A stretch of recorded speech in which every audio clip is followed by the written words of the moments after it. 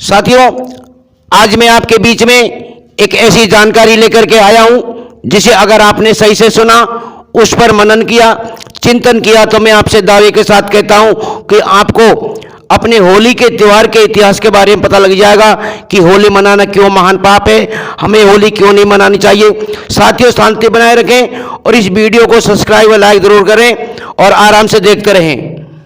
साथियों, जो कलाकार होली के भजन या गाने गा गा कर मस्त हो रहे हैं, उनको होली के बारे में पता ही नहीं है। होली पिछड़े समाज को, भारतीय मूल निवासियों को मनाना महापाप है। होली का त्यौहार हमारे लोगों के लिए नहीं बनाया है। साथियों, त्यौहार का मतलब समझते हो? त्यौहार का मतलब समझते हो? त्यौहार किसे कहते हैं? सुनिए, पहले व्याख्या करिए। त्यौहार का मतलब ये दो अक्षरों से मिलकर बना है। त्यो मानी तुम, हार मानी पराजय, इसे त्यौहार कहा जाता है।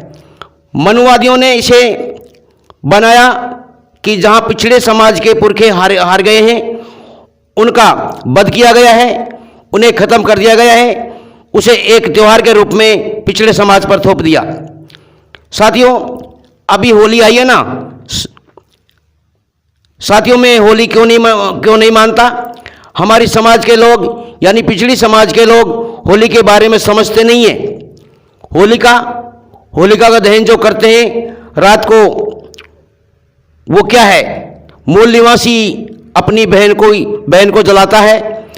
अपनी बहन को जलाकर दूसरे दिन जो होली का त्यौहार मनाते हैं, जो हम भी मनाते हैं, जो कि मुंह पर, शरीर पर रंग या कीचड़ डालते हैं। ऐसा क्यों होता है? साथियों, इसकी कहानी थोड़ी लंबी है। ये कहानी अगर पूरी तरह बताऊंगा तो बहुत गलत हो जाएगा। आप भी गलत सोचोगे कि ऐसा गलत क्यों बोल रहे हैं, और काफ़ी समय लग जाएगा।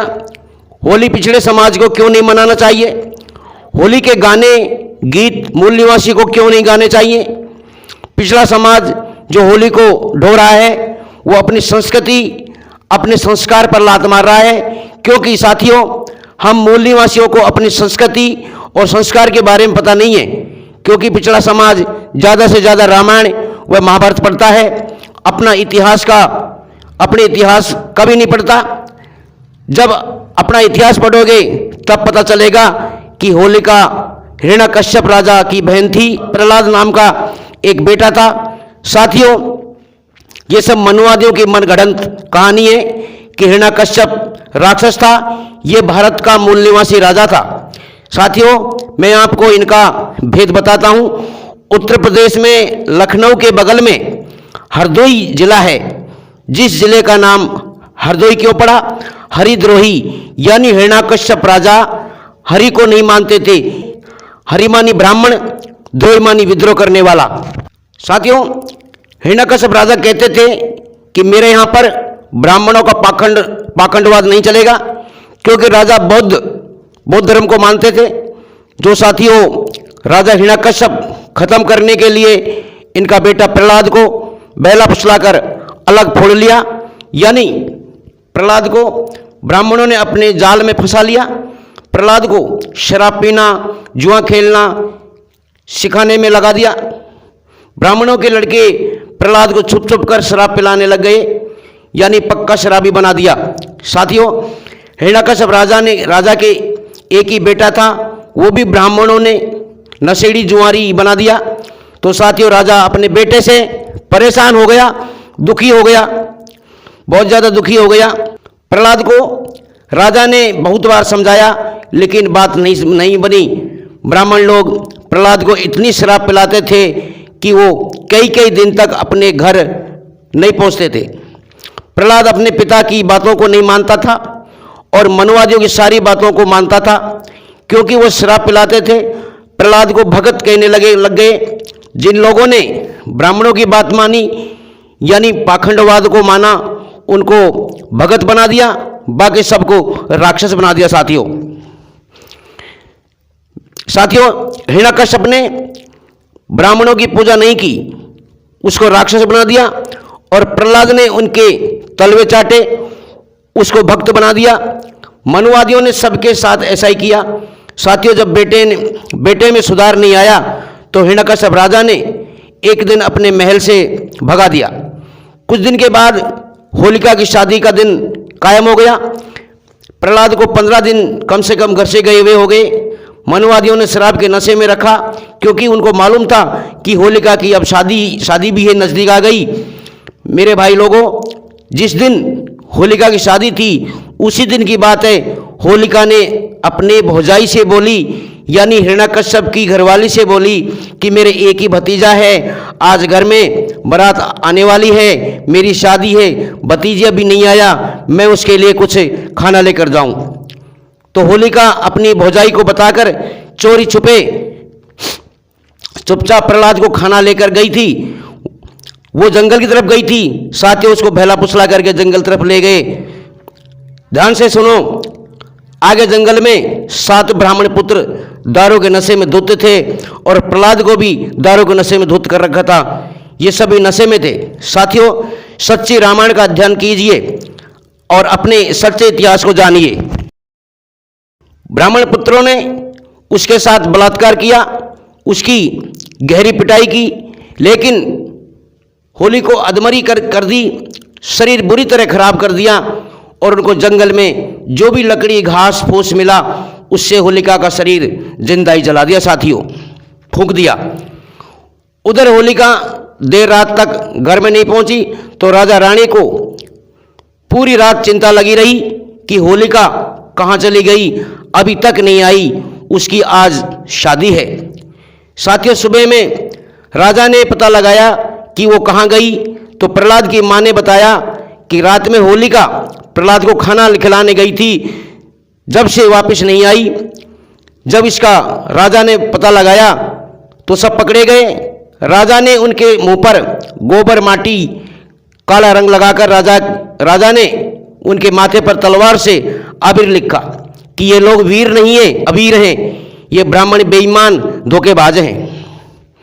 तो उस बात को लेकर ब्राह्मणों ने पिछड़े समाज पर थोप दिया और हमारा मूल निवासी समाज उसको ढो रहा है, इससे बाहर नहीं निकल पा रहा है। साथियों, जो पढ़े लिखे हैं वो भी और भी पागल हैं, कूड़े कचरे के समान हैं। बाबा साहब हर मीटिंगों में ठोक ठोक कर कहते थे कि जिस शिक्षा के लिए मैंने इतना बड़ा संघर्ष किया, मुझे सिर्फ पढ़े लिखे लोगों ने ही धोखा दिया, पढ़े लिखे लोगों ने ही मेरे साथ गद्दारी की, अनपढ़ लोगों से मेरी कोई शिकायत नहीं है। जो अपने इतिहास को नहीं पढ़ेगा वो क्या जानेगा। साथियों, मैं बार बार यही बताता हूं कि अपने इतिहास को जानो। साथियों, जब तक आप अपना इतिहास को नहीं जान पाओगे तब तक अपने जीवन में मनुवाद की लड़ाई नहीं लड़ पाओगे और ना ही भारत के महापुरुष बन पाओगे। अगर भारत की सत्ता अपने हाथ में लेना है तो पहले इस पाखंडवाद को त्यागना पड़ेगा। जब तक आप पाखंडवाद नहीं त्यागोगे तब तक अपने मूलभूत अधिकारों से हजारों कोस दूर रहोगे। आने वाली समय में नहीं समझ पाओगे, बहुत कम समय ऐसा है, फिर 1000 साल पीछे हमारी जो दुर्गति हुई थी उससे भी खराब होने जा रही है। साथियों, प्रोग्राम अभी चालू है, सभी भाई लोग शांति बनाए रखें और इस वीडियो को लाइक व सब्सक्राइब जरूर करें और यह चैनल आपका ही है, इस चैनल को आगे बढ़ाएं। साथियों, आगे प्रोग्राम चालू है। पूर्व सांसद सावित्रीबाई फुले जी के प्रवचन सुने। होली त्योहार के बारे में बताऊं आपको, मानोगे?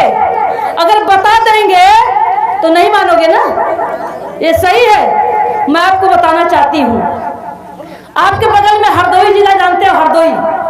हरदोई जिला के राजा थे हिरण्यकश्यप। हरदोई जिला के राजा थे हिरण्यकश्यप। वो कौन बिरादरी के थे? वो अनुसूचित जाति के थे, हमारे आपकी बिरादरी के थे, अनुसूचित जाति के थे हिरण्यकश्यप। और वो राजा हुआ करते थे। उनके राज्य में गरीब कमजोर गरीब था ही नहीं, सभी लोग बराबरी में रहा करते थे। और कुछ शरारती यही ब्राह्मण समाज के लोग उनके राज्य में पनपने नहीं पाते थे, वो हिलने नहीं पाते थे। इनको लगा कि साजिश के तहत हिरण्यकश्यप को कैसे प्राप्त किया जाए, लेकिन वो राजा था, हिरण्यकश्यप राजा थे, हमारे आपकी बिरादरी के थे। उनको प्राप्त करने के लिए ब्राह्मणों ने बहुत बड़ी छल करी और छल के साथ क्या किया, कि हिरण्यकश्यप का एक ही लड़का था प्रहलाद। हिरण्यकश्यप का एक ही लड़का था प्रहलाद, और प्रहलाद को उन्होंने फोड़ लिया, ब्राह्मणों ने फोड़ लिया। अपने छोटे बच्चों के साथ बच्चों को सिखला दिया कि जाओ और इसको अपने साथ में घुमाते रहो, टहलाते रहो, स्कूल में इसको पढ़ने न देना। और इसके बाद उसको पुड़िया पुकार खिलाना शुरू कर दिया, फिर उसको शराब पिलाना शुरू कर दिया। वो लोग पंडित लोग अपने लड़कों के साथ में उसको शराब पिलाना सिखला दिया। और जब वो शराब पीने लगा तो इतना शराब पीने लगा, इतना शराब पीने लगा कि उनके माँ बाप परेशान हो गए, तंग हो गए। हिरण्यकश्यप एक ही लड़का था प्रहलाद, और इतना तनहा हो गया कि हिरण्यकश्यप उनके माँ बाप दोनों परेशान हो गए। और परेशान होकर के कहे कि क्या किया जाए। तब उन्होंने सोचा, और ये पंडित लोग लड़के चढ़ाते थे, जाओ उनकी बिटिया को छोड़ दो, उनकी बिटिया को छेड़ दो, उनकी इज्जत लूट लो, उनके ऊपर हमला करो। ये चढ़ाते थे, वो दारू के नशे में किसी के ऊपर हमला कर देता था। तो जब हमला करता था तो उनके परिवार के लोग, माँ बाप जाते थे हिरण्यकश्यप से शिकायत करने के लिए कि आपका बेटा राजा साहब हमारे परिवार के ऊपर हमला कर रहा है, लगातार दारू पी करके गाली गौताली देता है, झगड़ा करता है, लड़ाई करता है, हम बहुत परेशान हो गए, किसी तरीके से अपने लड़के को कंट्रोल करो। तब राजा साहब ने, तब हिरण्यकश्यप ने तय किया, बहुत समझाने की कोशिश की, और जब उनकी बात को नहीं माना, हिरण्यकश्यप की बात को जब नहीं माना उनका बेटा, तो हिरण्यकश्यप गुस्सा होकर के कहा कि मैं राजा हूं और मेरी बात को अगर ये बेटा नहीं मान रहा है, तो उन्होंने अपने राज्य से उसको बाहर कर दिया और अनाउंस करा दिया कि अब इस लड़के से हमारा कोई लेना देना नहीं है। अब इस बात को लड़का बाहर रहने लगा। जब छोड़ दिए तो ये ब्राह्मण लोग फिर उसको और पिलाना खिलाना शुरू कर दिया। अब तो फ्री हो गया और खूब पिलाना खिलाना शुरू कर दिया। और जब खूब पिला खिला करके उसको और ज्यादा पागल कर दिए तो हिरण्य वो बाहर ही रहता था। और उसी समय हिरण्यकश्यप की बहन होलिका नाम था, होलिका, हिरण्यकश्यप की नाम बहन का नाम था होलिका। होलिका की शादी होने वाली, शादी तय हो गई। होलिका की शादी, हिरण्यकश्यप ने अपनी बहन की शादी तय कर दिया। शादी का दिन रखा गया।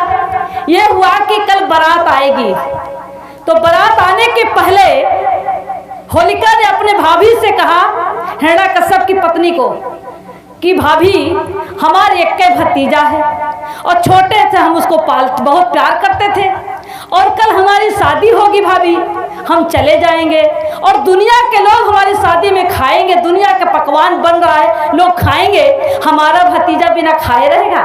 तो भाभी ऐसा करो कि खाना बना करके और बांध दो भैया के चुप्पे, हम जाइब अपने भतीजे प्रहलाद को खाना, जहाँ होगा वहाँ पूछ करके दे आएंगे। तो माँ का भी ममता, और बुआ वास्तव में प्यार करती है भतीजे को, प्यार होता ही है। तो माँ की ममता, माँ ने कहा सही है, ले जाओ। माँ ने खाना बनाया और हिरण्यकश्यप की पत्नी ने खाना बना करके और होलिका को दिया, और होलिका बड़ी प्यार से गई भैया के, हिरण्यकश्यप की चोरी से गई और खाना देने के लिए। जब खाना देने के लिए गई तो वहाँ पूछने लगी, क्या कोई मिलता था, पूछती थी कि क्या प्रहलाद को कहीं देखा है, कहीं प्रहलाद को देखा है। तो वही ब्राह्मण फिर आगे मिल गए, उन्होंने कहा हाँ देखा है, वो गांव में है, वो वहाँ आगे चले जाओ, रोड रास्ता वो गांव में पड़ा हुआ, दारू पी करके पड़ा हुआ। तो उनकी बहन होलिका वो भाई के पास फिर जाती है, और जब वहाँ जाती है तो पता चला कि वहाँ नहीं है। तो फिर वहाँ ब्राह्मण लोग कहते हैं यहाँ नहीं, वो खेते में पड़ा है, वो खेते में पड़ा है। तो खेते में चले जाते हैं। जब होलिका वहाँ जाती है तो वहाँ घेर करके ब्राह्मणों ने उनकी इज्जत लूट लिया, उनकी इज्जत लूट लिया। जब इज्जत लूट लिया उनकी और वो खून से लथपथ थी, तो इन लोगों ने फिर सोचा कि इज्जत भी लूटा, खून से लथपथ है, ऐसी स्थिति में जब राजा को पता चलेगा तो राजा तो हमको मरवा देगा। तो उसने कहा कि रात भर उसके साथ इज्जत के साथ खिलवाड़ हुआ, और सुबह भोर में 4 बजे खेत, गांव के किनारे खेत में उसको लकड़ी कंडा ला करके उसको फूंक दिया, होलिका को फूंक दिया। होलिका जल के राख हो गई, मर गई, होलिका जल के राख हो गई। और सुबह जब हुआ तो होलिका की बारात आनी थी, और होलिका घर में है नहीं। हिरण्यकश्यप राजा की पत्नी भी परेशान हुई, कहीं कि अरे रात के गई थी खाना देने, काफी देर पहले दिन ही में गई थी, रात भर बीत गया, अभी तक नहीं आई, बारात आने वाली है। हिरण्यकश्यप जाके हिरण्यकश्यप से बताती है अपने पति को कि होलिका गई थी खाना देने अपने भतीजे को प्रहलाद को, पता नहीं कहाँ रह गई। तो वो कहते हैं कहाँ है, उन्होंने कहा कुछ पता नहीं चल रहा है। तब राजा साहब ने अपने खुफिया एजेंसी को भेजा, और खुफिया एजेंसी को भेजा पता करने के लिए, तो बहुत ढूंढे नहीं पाए, वो तो जल के राख हो गई। तो जो शरारती लोग थे, कुछ लोग जो गांव के लोग थे, जो देखा था चुप्पे चुप्पे से खेल जो प्रहलाद के साथ होता था, तो राजा के खुफिया से उन लोगों ने बताया, और जब बताया तो उन लोगों को पकड़ा गया। उन लोगों को पकड़ लिए जिन लोगों ने मारा था होलिका को, इज्जत को लूटा था, मारा था, उन लोगों को पकड़ लिया। और पकड़ने के बाद उसने पूछा कैसे घटना क्या हुई, तो उन लोगों ने बताया कि ऐसे ऐसे प्रहलाद को खाना देने गई थी और हम बहका के ले गए, उनके साथ इज्जत के साथ खिलवाड़ किया और फला खेत में गांव के किनारे उसको मैंने कंडा लकड़ी से फूंक दिया। तब राजा को आक्रोश आया, और राजा को जब आक्रोश आया तो राजा ने उन पांचों लोगों को अपनी तलवार की नोक से उसको चीर दिया, माथ पर चीर दिया, और चीर करके गधा पे बैठा करके मुंह पे काली पोत करके और गांव में पूरा गांव घुमाया, और सारे लोग कहे अबीर है।